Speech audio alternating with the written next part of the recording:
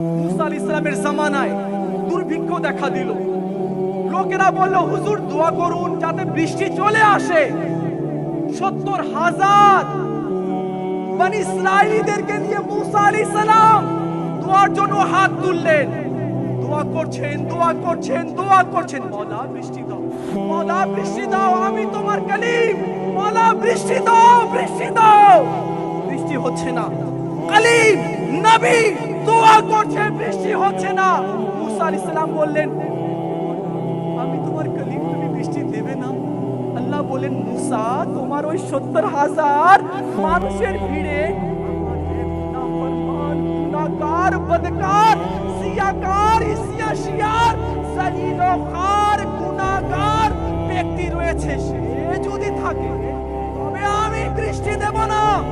সে 40 বছর ধরে আমার নাফরমানি করেছে, একবারও সে আমার দিকে নত হয়নি, একবারও সে আমার দিকে সিজদা করেনি। হে মুসা, তুমি দোয়া করো, আমি বৃষ্টি দেব না যতক্ষণ না তুমি তাকে এখান থেকে বের না করে দাও। মুসা আলাইহিস সালাম বলেন, মওলা আমি চিনব কিভাবে?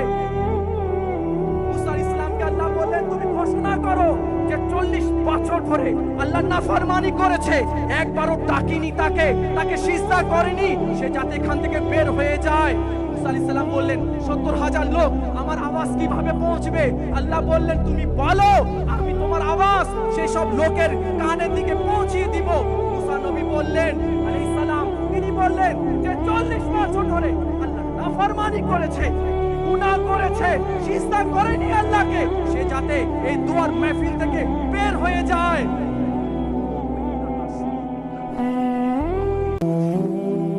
আমি কিভাবে বের হই?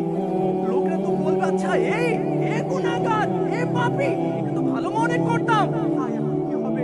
নিজের চাদর দিয়ে মুখ ঢেকে নিল আর বলল, মওলা এতদিন তো তুমি আমার আমার গুনাহকে প্রকাশ করনি, আমার গুনাহকে তুমি ঢেকে রেখেছিলে।